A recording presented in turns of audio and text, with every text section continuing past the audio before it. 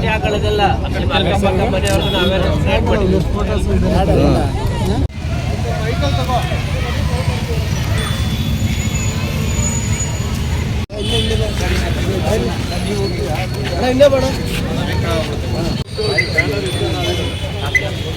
ಸ್ವಲ್ಪ ಕೆಳಗಡೆ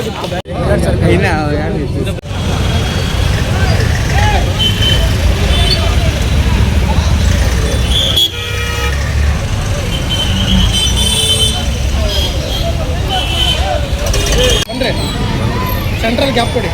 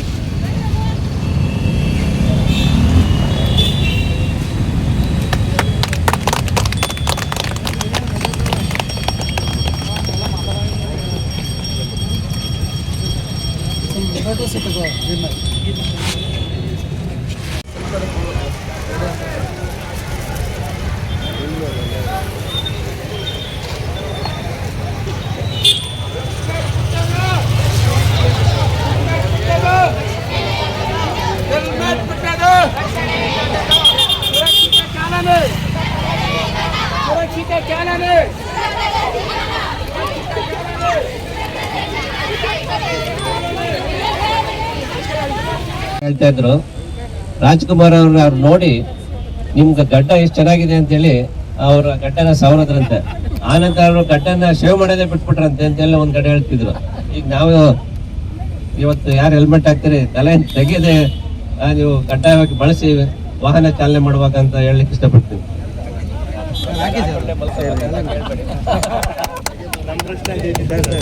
ಅದಕ್ಕೆ ವಾಹನ ಚಾಲನೆ ಮಾಡುವಾಗ ರೈಡರ್ ಆಗ್ತಾರೆ. ಬನ್ನಿ ಇನ್ನೊಬ್ಬರು ಯಾರು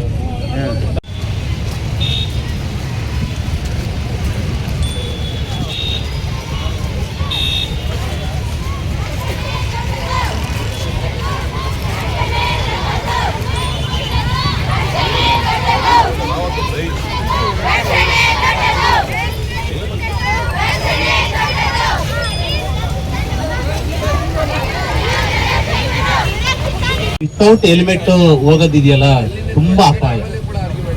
ನಾವು ಬಳಸ್ತಕ್ಕಂತ ಒಂದು ಚಿಕ್ಕ ಮೊಬೈಲ್ಗೆ ಸ್ಕ್ರೀನ್ ಗಾರ್ಡ್ ಹಾಕ್ಸ್ಕೊತೀವಿ. ನಮ್ ಜೀವನೇ ಉಳಿಸ್ಕೊಳ್ಬೇಕಾಗಿರ್ತಕ್ಕಂಥ ತಲೆ ಬಿದ್ರೆ ತಲೆ ಒಡೆದು ಸತ್ತೋಗ್ತೀವಿ. ಆದ್ರೆ ನಮ್ಮ ತಲೆಗೇನಾದ್ರೂ ಸುರಕ್ಷತೆ ಇದೆಯಾ ಅಂದ್ರೆ ಯಾರು ಸುರಕ್ಷತೆಯನ್ನು ಬಯಸಲ್ಲ. ಹಾಗಾಗಿ ನಾವು ಬಳಸ್ತಕ್ಕಂಥ ಒಂದು ಮೊಬೈಲ್ಗೆ ಒಂದು ಸ್ಕ್ರೀನ್ ಗಾರ್ಡ್ ಹಾಕ್ಸ್ಕೊಂಡು ಕಾಪಾಡ್ಕೊಳ್ತೀವಿ ಅಂದ್ರೆ ಅಮೂಲ್ಯವಾಗಿರ್ತಕ್ಕಂಥ ನಮ್ಮ ಜೀವವನ್ನ ಕಾಪಾಡ್ಕೊಳ್ಳಿಕ್ಕೆ ಒಂದು ಹೆಲ್ಮೆಟ್ ಹಾಕೊಳ್ಬಾರ್ದ? ಖಂಡಿತ ಹಾಕೊಳ್ಬೇಕು. ಹಾಗಾಗಿ ಮಾನ್ಯ ಜಿಲ್ಲಾ ನ್ಯಾಯಾಧೀಶರು, ಪ್ರಧಾನ ನ್ಯಾಯಾಧೀಶರು ಇವತ್ತವರ ನೇತೃತ್ವದಲ್ಲಿ SP ಅವರು, ನಾವು ಹಾಗೂ ಎಲ್ಲ ಗೌರವಾನ್ವಿತ ನ್ಯಾಯಾಧೀಶರುಗಳು ಇವತ್ತು ಬಂದಿದ್ದಾರೆ. ಮತ್ತು ನಮ್ಮ ದಾನಿಗಳಾಗಿರ್ತಕ್ಕಂಥ ರಾಮಣ್ಣ ಅವರು ಪ್ರತಿ ವರ್ಷ ಹೆಲ್ಮೆಟ್ ಅನ್ನ ಅವರು ದಾನ ಮಾಡ್ತಾ ಇದ್ದಾರೆ. ನೋಡಿ, ಒಂದು ಕುಟುಂಬ ಅವ್ರು ಹೇಳ್ತಾ ಇದ್ರು, ಒಂದು ಕುಟುಂಬದ ವ್ಯಕ್ತಿ ಏನಾದ್ರೂ ಅಪಘಾತಕ್ಕೊಳಗಾಗಿ ತೀರ್ಕೊಂಡು ಹೋದ್ರೆ ಆ ಕುಟುಂಬ ಬೀದಿಗೆ ಬರುತ್ತೆ, ಅವ್ರನ್ನ ಕಾಪಾಡಾರ ಯಾರು ಅಂತ ಹೇಳಿ. ಕಳೆದ ಸತತ 12 ವರ್ಷಗಳಿಂದ ರಾಮಣ್ಣನವರು ಈ ಕೆಲಸ ಮಾಡ್ಕೊಂತ ಬರ್ತಾ ಇದ್ದಾರೆ. ಜಿಲ್ಲಾಡಳಿತದ ವತಿಯಿಂದ ನಮ್ಮೆಲ್ಲರ ವತಿಯಿಂದ ನಿಮಗೆ ತುಂಬ ಹೃದಯದ ಧನ್ಯವಾದಗಳನ್ನು ತಿಳಿಸಲಿಕ್ಕೆ ಇಚ್ಛೆ ಪಡ್ತೀವಿ. ದಯವಿಟ್ಟು ಎಲ್ಲ ಬೈಕ್ ಸವಾರರು ಏನಿದ್ದೀರಾ, ಕಡ್ಡಾಯವಾಗಿ ಹೆಲ್ಮೆಟ್ ಅನ್ನ ಧರಿಸ್ರಿ, ಪ್ರಾಣವನ್ನ ರಕ್ಷಿಸ್ಕೊಳ್ರಿ, ನಿಮ್ಮ ಕುಟುಂಬವನ್ನ ರಕ್ಷಿಸ್ಕೊಳ್ರಿ ಅಂತ ಹೇಳಿ ಹೇಳ್ತೀವಿ.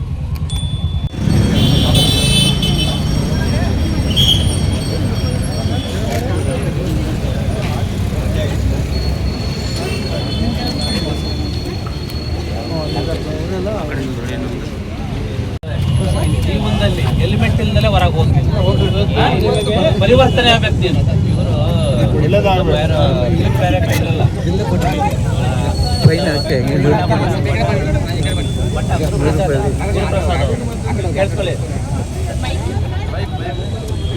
ಒಂದ್ ಕಡೆ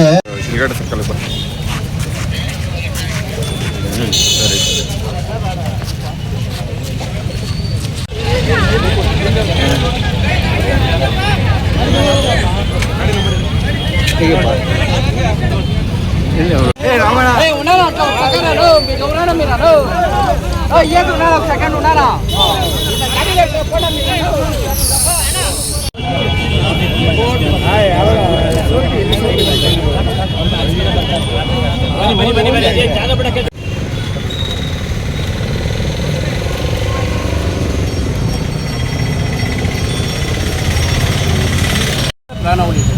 ಆ ಪ್ರಾಣ ಉಳಿದ್ರೆ ಒಂದು ಸಂಸಾರದ ಆ ಸಂಸಾರಕ್ಕೆ ಒಂದು ಪಿಲ್ಲರ್ ಇಟ್ಟಿದೆ. ಆ ಪಿಲ್ಲರ್ ಏನಾಯ್ತು ಕಮ್ಮಿ ಆಯಿತು ಅಂದರೆ ಅವರ ಬೀದಿ ಅವರು ಸುರಕ್ಷತೆ 100 ವರ್ಷ ಚೆನ್ನಾಗಿದ್ದಂತೆ ಬೈಕ್ ಅವರನ್ನು ಹೆಲ್ಮೆಟ್ ಹಾಕ್ಕೊಂಡು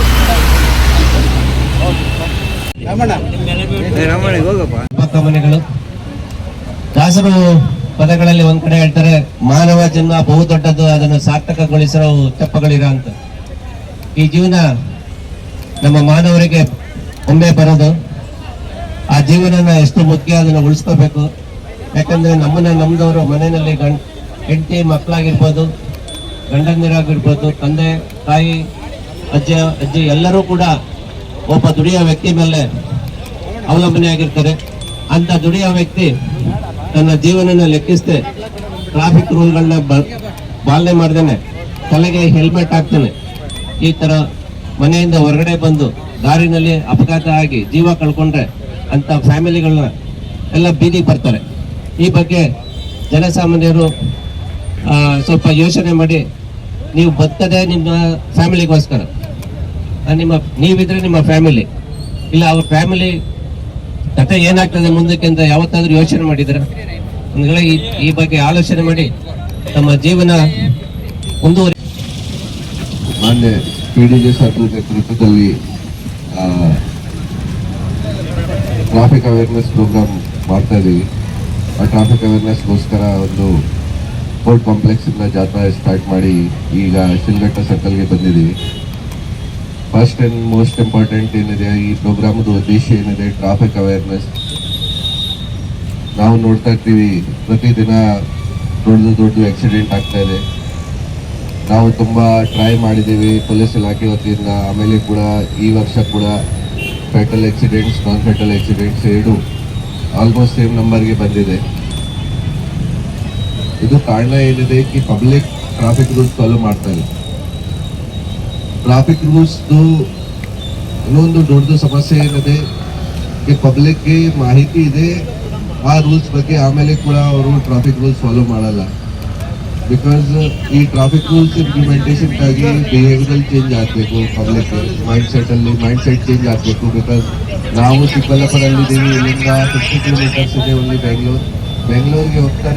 ಜಿಲ್ಲಾ ಕಾನೂನು ಸೇವೆಗಳ ಪ್ರಾಧಿಕಾರ, ಜಿಲ್ಲಾ ಪೊಲೀಸ್ ಇಲಾಖೆ ಹಾಗೂ ಸಮಾಜ ಸೇವಾ ಸಂಸ್ಥೆಗಳ ವತಿಯಿಂದ ಒಂದು ಕಾರ್ಯಕ್ರಮವನ್ನು, ಅಂದರೆ ಕಾನೂನಿನ ಅರಿವು ಕಾರ್ಯಕ್ರಮ, ಅದರಲ್ಲೂ ಕೂಡ ಸಂಚಾರಿ ನಿಯಮಗಳನ್ನು ಪಾಲನೆ ಮಾಡ್ತಕ್ಕಂಥ ಒಂದು ಅಡಿಯಲ್ಲಿ ಇವತ್ತು ಒಂದು ಜಾಥಾವನ್ನು ನಾವು ಜಿಲ್ಲಾ ನ್ಯಾಯಾಲಯದ ಆವರಣದಿಂದ ಹಿಡಿದು ನಾವು ಶಿಡ್ಲಘಟ್ಟ ಸರ್ಕಲ್ ತನಕ ಕೂಡ ಒಂದು ಜಾಥಾ ಕಾರ್ಯಕ್ರಮವನ್ನು ಈ ಕಾರ್ಯಕ್ರಮಕ್ಕೆ ಜಿಲ್ಲಾ ಪ್ರಧಾನ ಸತ್ರ ನ್ಯಾಯಾಧೀಶರು, ಜಿಲ್ಲಾ ಕಾನೂನು ಸೇವೆಗಳ ಪ್ರಾಧಿಕಾರಿಗಳ ಅಧ್ಯಕ್ಷರು ಕೂಡ ಆಗಿರ್ತಾರೆ, ಅವರು ಜಿಲ್ಲಾ ಪೊಲೀಸ್ ವರಿಷ್ಠಾಧಿಕಾರಿಗಳು, ಅಡಿಷನಲ್ SP ಅವರು ಹಾಗೂ ಎಲ್ಲ ಪೊಲೀಸ್ ಇಲಾಖೆ, ಅದರಲ್ಲೂ ಕೂಡ ಶ್ರೀಯುತ ಸಮಾಜ ಸೇವಕರಾಗಿರ್ತಕ್ಕಂಥ ಶ್ರೀಯುತ ರಾಮಣ್ಣವರು, ಇವರೆಲ್ಲರುಗಳ ಒಂದು ಸಂಯುಕ್ತ ಆಶ್ರಯದಲ್ಲಿ ನಾವು ಇವತ್ತು ಸಂಚಾರಿ ನಿಯಮಗಳನ್ನು ಪಾಲನೆ ಮಾಡಬೇಕು. ಅದರಲ್ಲೂ ಕೂಡ 2 ವೀಲರ್ಸ್ ಯಾರಿದ್ದಾರೆ ಅವರೆಲ್ಲರೂ ಕೂಡ ಕಡ್ಡಾಯವಾಗಿ ಹೆಲ್ಮೆಟನ್ನು ಧರಿಸಿ ನೀವು ಸಂಚಾರವನ್ನು ಮಾಡಬೇಕಿರ್ತಕ್ಕಂಥ ಒಂದು ಅರಿವನ್ನು ಮೂಡಿಸ್ತಕ್ಕಂಥ ದೃಷ್ಟಿಯಲ್ಲಿ ಒಂದು ಕಾರ್ಯಕ್ರಮವನ್ನು ಹಮ್ಮಿಕೊಳ್ಳಲಾಗಿತ್ತು. ಸಮಾಜ ಸೇವಕರಾಗಿರ್ತಕ್ಕಂಥ ರಾಮಣ್ಣನವರು ಎಲ್ಲರಿಗೂ ಕೂಡ ಒಂದು ಹೆಲ್ಮೆಟನ್ನು ಉಚಿತವಾಗಿ ಕೊಡ್ತಕ್ಕಂಥ ಒಂದು ಕೆಲಸವನ್ನು ಇವತ್ತು ಮಾಡಿದ್ದೀವಿ. ನಾವು ಸಾರ್ವಜನಿಕರಾಗಿರ್ತಕ್ಕಂಥ ನಾವೆಲ್ಲರೂ ಕೂಡ ನಮ್ಮಲ್ಲಿರ್ತಕ್ಕಂಥ ಒಂದು ಮೊಬೈಲ್ ಇದ್ದರೆ ಚೇಂಜ್ ಮಾಡೋಕ್ಕಾಗಿ ತುಂಬ ಸ್ಟ್ರಿಕ್ಟ್ ಆ್ಯಕ್ಷನ್ ತಗೋಬೇಕು ಈ ಥರ ನಾವು ಒಂದು ಚಿಂತನೆ ಮಾಡಿದ್ದೀವಿ ಮತ್ತು ಅದು ಒಂದು ತೀರ್ಮಾನ ಮಾಡಿದ್ದೀವಿ ಈ ಸ್ಟ್ರಿಕ್ಟ್ ಆ್ಯಕ್ಷನ್ ತಗೋಬೇಕು. ಸೊ ನಾವು ನೆಕ್ಸ್ಟ್ 1 ವೀಕ್ ಒಂದು ಸ್ಪೆಷಲ್ ಡ್ರೈವ್ ಮಾಡಿ ಅವೇರ್ನೆಸ್ ಪ್ರೋಗ್ರಾಮ್ಸ್ ಮಾಡ್ತೀವಿ ಎಲ್ಲ ಕಡೆ ಆಲ್ ಓವರ್ ದ ಡಿಸ್ಟ್ರಿಕ್ಟ್. ಆಮೇಲೆ ಕಡ್ಡಾಯವಾಗಿ ಹೆಲ್ಮೆಟ್ ಕಡ್ಡಾಯ ಮಾಡ್ತೀವಿ ಮತ್ತು ಯಾರೂ ಹೆಲ್ಮೆಟ್ ಧರಿಸಿ ಗಾಡಿ ಡ್ರೈವ್ ಮಾಡಲ್ಲ ಅವ್ರ ಮೇಲೆ ಸ್ಟ್ರಿಕ್ಟ್ ಆ್ಯಕ್ಷನ್ ತಗೊಂಡು ಗಾಡಿ ಸೀಸ್ ಮಾಡೋಕ್ಕೆ ಅವಶ್ಯಕತೆ ಇದೆ, ಗಾಡಿ ಸೀಸ್ ಮಾಡ್ತೀವಿ. ಲೈಸೆನ್ಸ್ ಕ್ಯಾನ್ಸಲೇಷನ್ ಬಗ್ಗೆ ಕೂಡ RTOಗೆ ಫಾರ್ವರ್ಡ್ ಮಾಡ್ತೀವಿ. ಸರ್, ಯಾವಾಗಿಂದ ಕಡ್ಡಾಯ ಜಿಲ್ಲಾ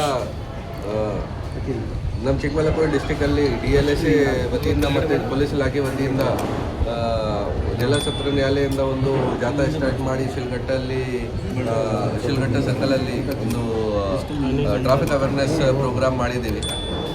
ಬೇಸಿಕ್ ಉದ್ದೇಶ ಏನಿದೆ ಈ ಪ್ರೋಗ್ರಾಮ್ದು, ರೆಗ್ಯುಲರ್ ಆಗಿ ನಾವು ನೋಡ್ತಾ ಇದ್ದೀವಿ ಆಕ್ಸಿಡೆಂಟ್ಸ್ ಹೆಚ್ಚಿನ ಸಂಖ್ಯೆಯಲ್ಲಿ ಆಗ್ತಾ ಇದೆ, ಕಡಿಮೆ ಆಗ್ತಾ ಇಲ್ಲ. ಮತ್ತು ರೆಗ್ಯುಲರ್ ಆಗಿ ಎಫರ್ಟ್ಸ್ ಮಾಡಿದ್ದೀವಿ, ಆಮೇಲೆ ಕೂಡ ಪಬ್ಲಿಕ್ದು ಮೈಂಡ್ ಸೆಟ್ ಚೇಂಜ್ ಆಗ್ತಾ ಇಲ್ಲ. ಸೊ ಪಬ್ಲಿಕ್ಗೆ ಮಾಡಿ ಅವೇರ್ನೆಸ್ ಪ್ರೋಗ್ರಾಮ್ಸ್ ಸ್ಟಾರ್ಟ್ ಮಾಡ್ತೀವಿ. ಇವತ್ತು 5th ಡೇ, ನಾವು 11th ಕಡ್ಡಾಯ ಮಾಡ್ತೀವಿ.